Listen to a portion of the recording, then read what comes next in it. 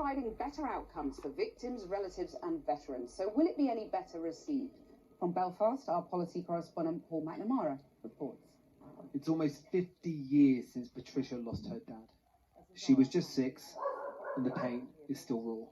That's my dad there. He was a young man, wasn't he? He was very young, yeah.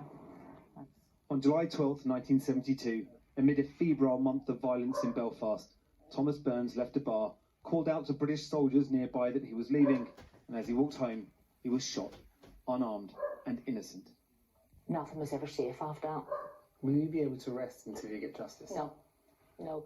My whole life's been taken over by it's in my head 24/7. Every morning I wake up, the injustices are, and for us it's an uphill struggle. No one's there, no government bodies are there to try and help us. They're all there trying to push us down. Do not fire back for the moment, unless you identify positive targets. Last year, the government unveiled proposals to offer an effective amnesty for Trouble's offences, to which there was outrage. Today, as part of the Queen's speech, new legislation with new proposals in the Northern Ireland Troubles Bill.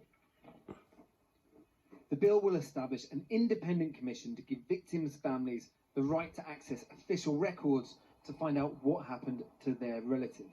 And there will be immunity from prosecution for soldiers and paramilitaries, but only if individuals cooperate with the commission, providing truth to the best of their knowledge. If the men involved in your father's case took part in the independent commission, would that be enough for you, or do you want these men prosecuted? I want them prosecuted. They committed a crime. Where else in the world would they get away with that? I mean, if I committed a crime 40 years ago when I murdered someone, why should I be all of a sudden, oh, I'll go and tell you what happened, but I'll not have to be prosecuted for that? The government points to comments by the police chief here that it would take more than 20 years to complete investigations into the 1,200 deaths that they have files open on. Many of the cases are more than 40 years old, so the chances of getting a successful prosecution are both rare and costly. Better then, say the government, to spend scarce resources on helping a large number of families find out more. But that isn't good enough, say many here. No, it affects all victims. I mean, the government committed to having a victim-centred approach, and that involves relatives of soldiers who are killed here as well. Do they not want proper investigations? You know, do they not want proper police investigations? In our view, this affects everybody, all victims of the conflict.